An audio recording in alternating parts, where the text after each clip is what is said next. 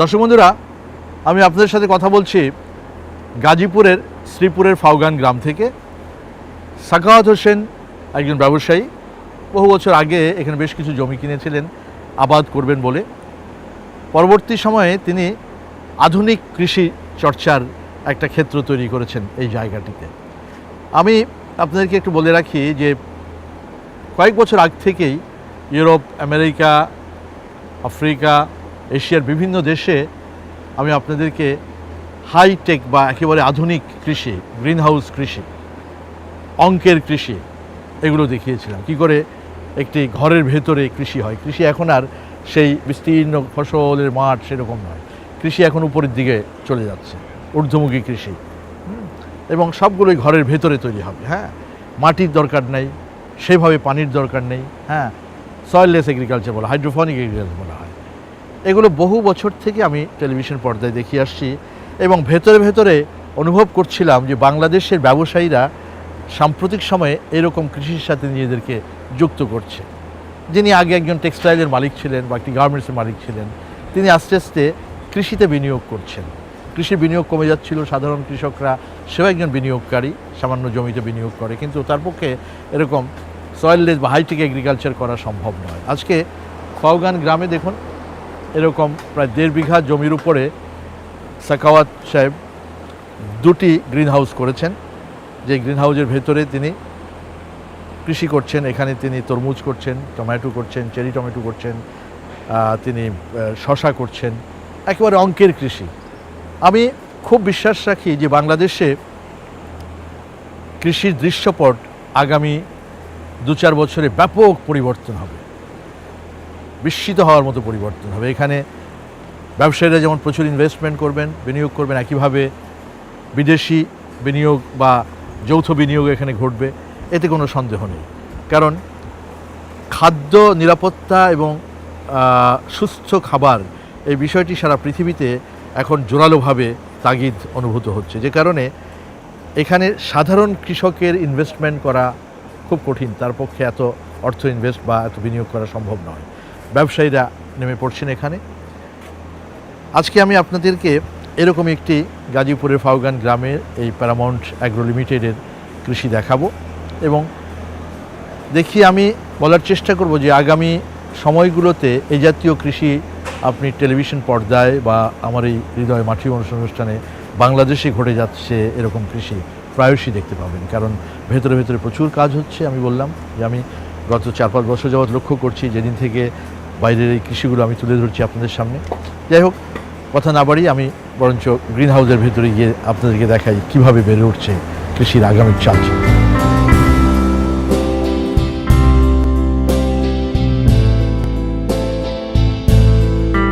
কৃষির একটি সন্ধিক্ষণ চলছে সবখানে, বইছে পরিবর্তনের সুবাতাস। বিশ্বব্যাপী কৃষি ও খাদ্য উৎপাদন বিষয়টিকে সহজতর ও স্বয়ংক্রিয় শিল্পের পর্যায়ে নিতে শুরু হয়েছে প্রতিযোগিতা। তারই ধারাবাহিকতা চলে এসছে বাংলাদেশে। এই ব্যবস্থাগুলোকে উন্নত বিশ্বে বলা হচ্ছে প্ল্যান্ট ফ্যাক্টরি। চলুন প্যারামাউন্ট অ্যাগ্রোর এই আধুনিক ও স্বয়ংক্রিয় কৃষি খামারের ভেতরে যাওয়া যায়। দর্শক, এখানে 2টো বিশাল আকারের গ্রিন হাউস আছে, এক একটা 22,000 স্কোয়ার ফিট করে। আমি এখন যেটাতে আছি এটার মধ্যে ঢুকবো আমি, ভেতরে কাজ চলছে, একেবারেই কাভার্ড একটা জায়গা। বাংলাদেশে এই প্রযুক্তিগুলো ধীরে ধীরে ধীরে ধীরে প্রসার ঘটছে। বারবারই বলে আসছি যে এখন কোনো সিজনের ব্যাপার নেই, সারা বছর ধরে হবে এবং এক একটা গ্রিন হাউসের ভেতরে 12 মাস জুড়ে উৎপাদন হতে থাকে। এই গ্রিন হাউসে 4-5 মাস আগেই শুরু হয়ে গেছে উৎপাদন। এখানে ফসল ফলছে মাটির স্পর্শ ছাড়াই, যা একদিন আপনাদের দেখিয়েছি মধ্যপ্রাচ্য আর ইউরোপের বিভিন্ন দেশ থেকে। ঠিক তাই বাস্তবায়ন হচ্ছে এখানে। 9-10 মাস আগে শুরু হয় এই গ্রিন হাউস তৈরির কাজ। এরই মধ্যে রীতিমতো ফসল তুলে বাজারে পাঠানো শুরু হয়ে গেছে, ঠিক শিল্প কারখানার উৎপাদন ব্যবস্থার মতোই। লক্ষ্য করুন এখানে উৎপাদিত মাছ মেলাগুলো কি সুন্দর, আকার ও বৈশিষ্ট্যে এগুলো ভিন্ন, সবগুলো একই আকারের, একই রঙের, দারুণ আকর্ষণীয়। এই গ্রিন হাউসে ব্যবহৃত উপকরণ এবং চাষ পদ্ধতি নিয়ে কথা হলো এখানকার ডেপুটি ম্যানেজার সুলতান মাহমুদের সঙ্গে। প্রথমে আমরা এখানে কোকোপিট দিই 4 ইঞ্চির মতো দেওয়ার পরে আমরা সিডটাকে দিই। সিডটা দেওয়ার পরে আমরা উপরে আবার কোকো ডাস্টটাকে এভাবে মিশিয়ে দিই। তারপর এখান থেকে জার্মিনেশনটা হয়। তারপরে 3 দিন পরে এটা জার্মিনেশনটা হয়ে যায়। এইখান থেকে ওইখানটা রিপ্লেসমেন্ট করেন কবে? স্যার এটা করি হলো আমরা জাস্ট 12 দিন আমাদের পর্যন্ত এই বেডে থাকবে। 12 দিন পরে আমরা লাগিয়ে দিই, জাস্ট 13 দিনের দিন। কোকোপিটের কাপ থেকে জার্মিনেট করা চারাটাকে এই রকুলে বসাচ্ছেন, তাই তো? জি স্যার। এটা তার আগে কি এটাতে ট্রিটমেন্ট করে নিচ্ছেন পানি দিয়ে? জি স্যার। ট্রের ভিতরে প্রথমে যে স্ল্যাবটা, এই স্ল্যাবে আমাদের একটা কাটার মেশিন আছে।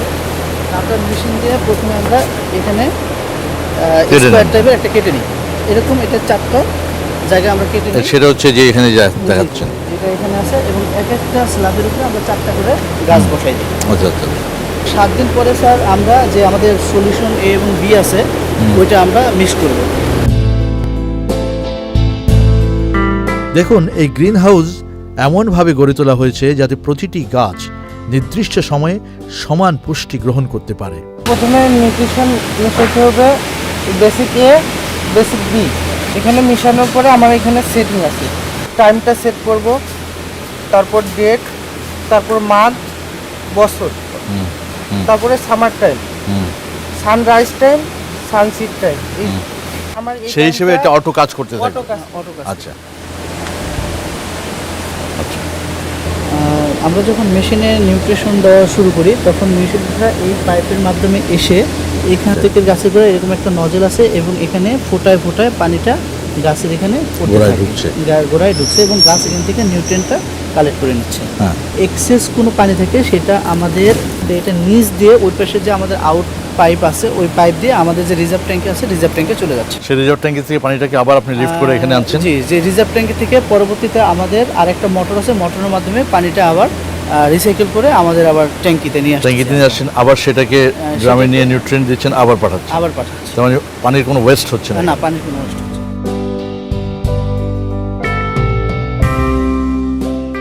এখানে মাত্র 10 বর্গ মিলিমিটার এলাকায় একটি গাছে 5টি মাসে মাছ মেলন ধরছে। এতটুকু জায়গায় সম্পূর্ণ প্রযুক্তি নির্ভর এই কৃষির যে ফলাফল তা সত্যি বিস্ময়কর। দর্শক বন্ধুরা, বলছিলাম যে হাইটেক এগ্রিকালচার, একেবারে প্রযুক্তি নির্ভর কৃষি, মানে একটা কাভার্ড জায়গায়, একটা ঘরের ভেতরে, এটাকে গ্রিন হাউস বলি আমরা। আপনি যে সংখ্যক গাছ লাগাবেন এরকম গুনে গুনে গাছ লাগানো হবে। প্রথম অবস্থাতে আপনাকে যে কনসালটেন্সি দেওয়া হবে বা আপনি কীরকম চাচ্ছেন, যেমন এখানে মাস্কমেলন করা হয়েছে, যদি গাছটাতে আপনি 4টা ফল চান 4টাই পাবেন, এক হারভেস্টে 5টা চাইলে 5টাই পাবেন। এগুলো নানান ধরনের ভ্যারাইটির উপরে ডিপেন্ড করে। অতএব অল্প জায়গায় অনেক বেশি উৎপাদন এবং মোটামুটি 100% এনশিওর যে উৎপাদনটা সেভাবেই হবে। এই গ্রিনহাউস সিস্টেমের কৃষিতে অবকাঠামো ও জায়গার বিষয়টি জ্যামিতিক আর ফসল প্রাপ্তির বিষয়টি গাণিতিক। সবকিছুই একেবারে চুলচেরা হিসাব। আপনি পরিকল্পনার সময় নির্দিষ্ট জায়গা থেকে যতটুকু ফল ফসলের হিসেব করবেন ঠিক ততটুকুই পাবেন। আসুন এখানকার জায়গা এবং ফল প্রাপ্তির হিসেবগুলো একটু নিবিড়ভাবে পর্যবেক্ষণ করা যাক। দর্শক, যে ট্রেটি দেখছেন, লাইনটি দেখছেন 133 ফিট লম্বা, আর এই ট্রের উপরে গাছ আছে 148টি, 133 ফিট, আর এখানে আছে 10 ইঞ্চি চওড়া। সেই হিসেবে 110 স্কোয়ার ফিট জায়গাতে গাছ লাগানো হয়েছে 148টি এবং এক এক গাছে 5টা করে ফল আসছে। সেই হিসেবে ফল আসবে গোটা একটা সিজনে 740টি। তাহলে এখানে এই জায়গাটুকু থেকে পাওয়া যাবে 4 বার বছরে, 3 মাস করে এই গাছ চলে যাবে, নতুন গাছ এসে আবার রিপ্লেস হবে, এভাবে 4 বার ফল পাওয়া যাবে। তাহলে বোঝাই যাচ্ছে এইটুক জায়গা থেকে যদি 4 বার ফল পাওয়া যায় তো 720 × 4, এক বছরে আপনি 2960টি ফল পাচ্ছেন। এটাই হচ্ছে গ্রিন হাউস কৃষি বা বর্তমান সময়ের কৃষি বা অঙ্কের কৃষি। আপনি যা ইনভেস্ট করবেন ঠিক যেভাবে চাইবেন সেভাবে আসবে। আপনাদেরকে আমি নেদারল্যান্ডে একটা গ্রিন কিউ নামে একটা এগ্রিকালচার কনসালটেন্সি ফার্মে দেখিয়েছিলাম। যে টমেটো কিভাবে হয়, যে একটা গাছে কতগুলো টমেটো, এটা ডিপেন্ড করছে হচ্ছে একজন কৃষকের কাছে, কৃষক কিভাবে চাচ্ছে, একটা গাছে কটা টমেটো চাচ্ছে, সে কতবার নিতে চাচ্ছে, একে পুরোটাই অঙ্কের কৃষি। অথবা এখানে ইনভেস্টমেন্ট করছেন, সেই হিসেবে রিটার্ন আসছে। গ্রিন কিউর মতো এত বেশি প্রযুক্তির সমাবেশ এখানে না ঘটলেও কার্যক্রমটি অনেকটা একই রকম। দিনে দিনে এখানেও এই ধরনের প্রযুক্তির সমাবেশ ঘটবে, সে সম্ভাবনা এখনই বোঝা যায়। এখানে ফসলের বালাই দমন ব্যবস্থাটিও অনেকটা স্বয়ংক্রিয়। আমি লক্ষ্য করছি এখানে কালার ট্র্যাপ আছে, 6 ফেরোমন কালার ট্র্যাপ আছে। একটা আমি লক্ষ্য করছি ব্লু আছে আর ইয়েলো আছে। যেমন সাপোজ যে আঠার মতো হ্যাঁ। কোনো পোকামাকড় এটার সাথে অ্যাটাচ করার সাথে সাথে লেগে থাকে। স্মেলটা কি ফেরোমন স্মেল না? Yes sir, pheromone smell. আপনারা কি প্যাটার্ন ব্যবহার করেন? প্যাটার্নটা আমাদের এই ফেরোমনের ভেতরে আবার এরকম ঘর করা থাকে, গোল সার্কেল করা না থাকে, স্যার, এটা এখনো করা হয়। এগুলো করা হয়নি। এখানে ব্যবহৃত প্রযুক্তির সাথেও আপনাদের পরিচিতি ঘটেছে হৃদয় মাটি মানুষ অনুষ্ঠানের মাধ্যমে। দর্শক, নিশ্চয়ই আপনাদের মনে আছে ইংল্যান্ডের চেস্টারে অবস্থিত রুসেল আইপিএম এর কথা। সেখানে পোকা ও বালাই দমনে ব্যবহার করা হচ্ছে বিশ্বের সর্বাধুনিক প্রযুক্তিগুলো। ব্যবহার হচ্ছে কালার ট্র্যাপ, গ্লু ট্র্যাপ থেকে শুরু করে কালার সেন্সর ট্র্যাপ পর্যন্ত। আমি ওখানে যেমন লক্ষ্য করছি প্যাটার্নটা এখানে আসছে, যে আপনারা দেখছেন যে ব্লু আঠালো প্লাস্টিক শিটটার উপর একদিকে অ্যাডেসিভ দেওয়া আছে, আঠা আছে, অন্যদিকে প্যাটার্ন আছে। একদিকে হচ্ছে রঙের কারণে পোকা আকৃষ্ট হচ্ছে, ফেরোমন দেওয়া আছে ওখানে, সেই কারণে সে আকৃষ্ট হচ্ছে। একইভাবে আবার ওই যে প্যাটার্নগুলো দেখছেন, নানান ধরনের সার্কেল, দাগ, এইটাতেও পোকা আকৃষ্ট হচ্ছে।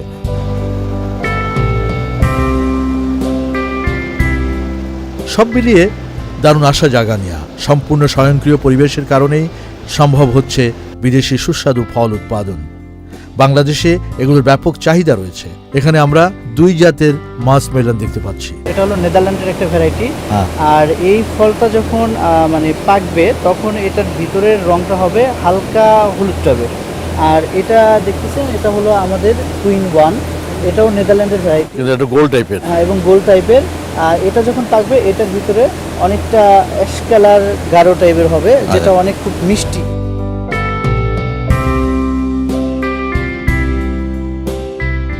একই গ্রিন হাউসে মাস মেলনের পাশেই আবাদ হচ্ছে চেরি টমেটো। সংশ্লিষ্টরা বললেন চেরি টমেটোর পরীক্ষামূলক চাষ চলছে এখানে। আমরা যে নেক্সট সিজন আছে, যেটা আমাদের 25 মে থেকে আমরা কাজ শুরু করবো, ওই সময় আমরা টমেটোটা আরেকটু বাড়াবো। যেহেতু হয়েছে, তো এই কারণে আমরা আরেকটু বাড়িয়ে আরেকটু এক্সপেরিমেন্ট করতে চাইতেছি যে আমাদের ফলনটা কতটুকু বাড়ে বা কতটুকু ভেরিয়েশন আসে। ভালো লাগলো এই আধুনিক ব্যবস্থার সঙ্গে পুরনো একটি প্রযুক্তির সংমিশ্রণ দেখে। তা হলো হস্তপরাগায়ন। এখানকার কর্মী আলমোহন চেরি টমেটোর হস্তপরাগায়ন করছেন। যে ফুলগুলো ফুটছে, হ্যাঁ সেই ফুলগুলো আমরা পরাগায়ন করাবো। হ্যাঁ অর্থাৎ যে ফল হয়েছে এগুলো আমরা পরাগায়ন করাবো না, হ্যাঁ। কারণ এখানে আমরা যদি এটা লাগাই তাহলে ফল পচে নষ্ট হয়ে যাবে। এই জন্য আমরা এই 0.1 সেকেন্ড এখানে, ও, খুব অল্প সময় না? 0.5 সেকেন্ড।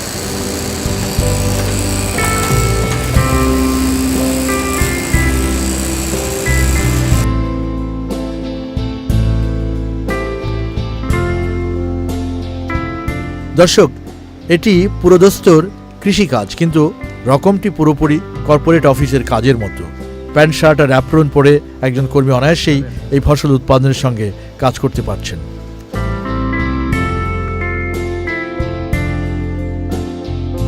ইউরোপ আমেরিকার কৃষির মতোই বাংলাদেশের কৃষি। বাংলাদেশের গাজীপুরের রাজেন্দ্রপুরের ফাউগান গ্রাম লক্ষ্য করুন, পুরো কৃষিটি হচ্ছে একেবারে 100% একটা বদ্ধ ঘর, অর্থাৎ গ্রিন হাউসের ভেতরে চলছে কৃষিকাজ।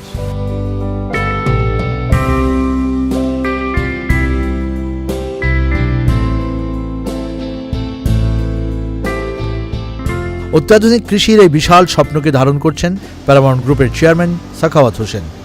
তিনি বললেন তার এই উদ্যোগের পেছনে রয়েছে নিজের জীবনের এক গল্প। 2008-এ আমার মা আপনার ডায়ালিসিস পেশেন্ট। আচ্ছা। তো ওনার তখন থেকে ডক্টর বলছে যে টক্সিক ফ্রি খাওয়া দাওয়া আচ্ছা, ইট ইজ রিকোয়ারমেন্ট। তো তখন আপনার কিভাবে টক্সিক ফ্রি খাওয়া দাওয়া করা যায়, সবজি চাষ করা যায়, ফলমূল আনা যায়, এটার পিছনে আমি কাজ করা শুরু করি।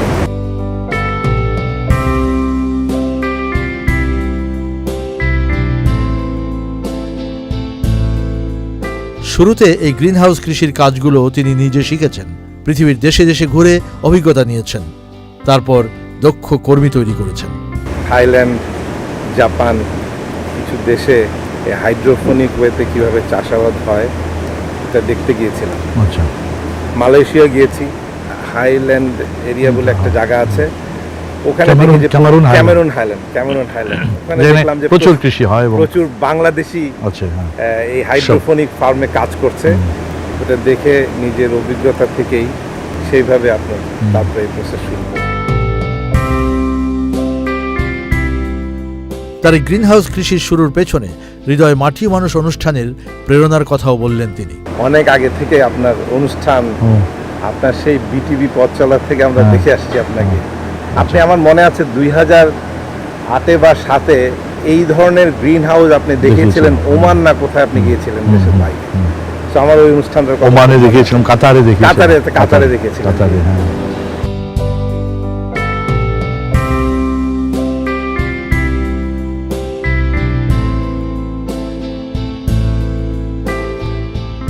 তবে এই উদ্যোগের সঙ্গে এই শিল্পপতির প্রাথমিক উদ্দেশ্য তার শিল্প গ্রুপের 3800 কর্মীকে বিষমুক্ত সবজি ও ফল খেতে উদ্বুদ্ধ করা। 24 আওয়ার্সে একটা টক্সিক ফ্রি খাওয়া দাওয়া আমরা ব্যবস্থা করছি ইনিশিয়ালি। এখন আমাদের দুপুরের খাবার এবং রাতের খাবারও poultry, fish, vegetable and of course this fruits, এগুলি আপনার আমাদের এখান থেকে যাচ্ছে। বাট আমার ভিশন হলো বাংলাদেশে কৃষির অন্যান্য যে সমস্ত কৃষি জমি কৃষক ভাইরা আছে ওনাদের কাছে এই টেকনোলজিটা ইন্ট্রোডিউস করা।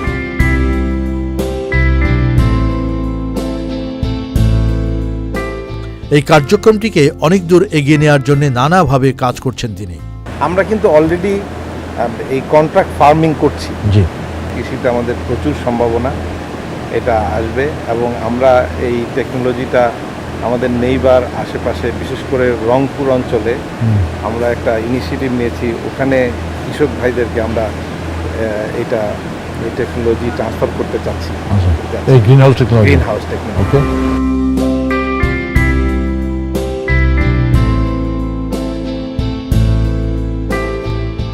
তবে তিনি বলছেন গ্রিনহাউস কৃষির ক্ষেত্রে সার এবং অন্যান্য উপকরণগুলো যাতে বাইরে থেকে সহজে আনা যায় সেজন্য সরকারের আন্তরিক সহযোগিতা প্রয়োজন। এই পদ্ধতিতে চাষাবাদ করতে যেই ধরনের ফার্টিলাইজার, অর্গানিক ম্যাটেরিয়াল দরকার, নিউট্রিয়েন্ট যেগুলো লাগে, হ্যাঁ, যে সমস্ত লাগে, এই জিনিসগুলি আমাদের যে পলিসি আছে এই পলিসিতে ইম্পোর্ট সাপোর্ট করে না।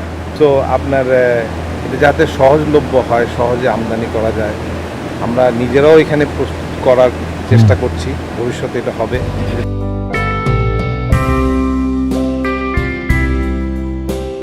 শিল্পপতি সাখাওয়াত হোসেন বললেন, এই জমিটি আগে ছিল এক ফসলি।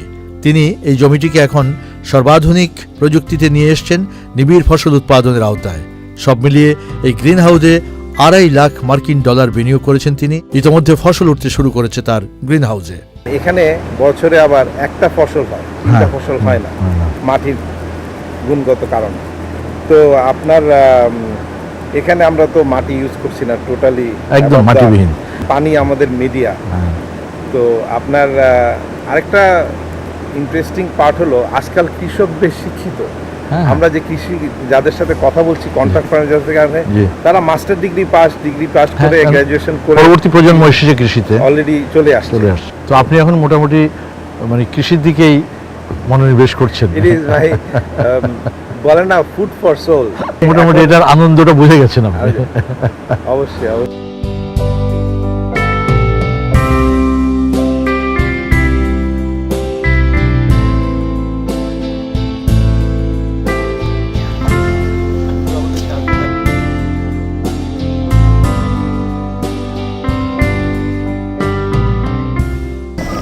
টার্কি টার্কিতে আমরা ভালো রেজাল্ট পাচ্ছি। পাচ্ছেন না? হ্যাঁ, টার্কি তো ছড়িয়ে গেল, নরসিংদীতে হিউজ টার্কি।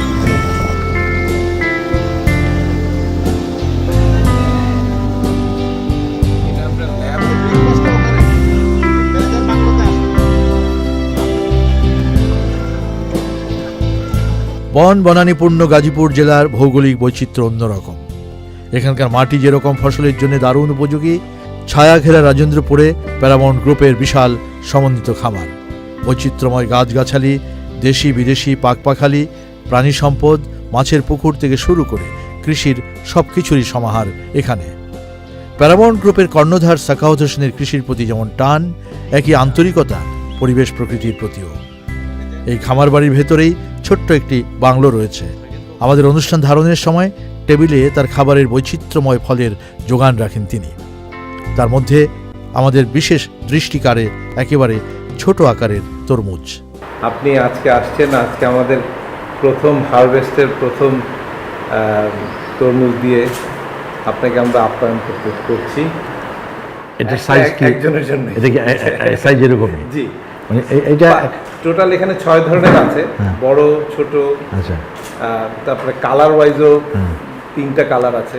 এটা তো ফুল ম্যাচিউর, তো এটা ফুল ম্যাচিউর। ফুল ম্যাচিউর।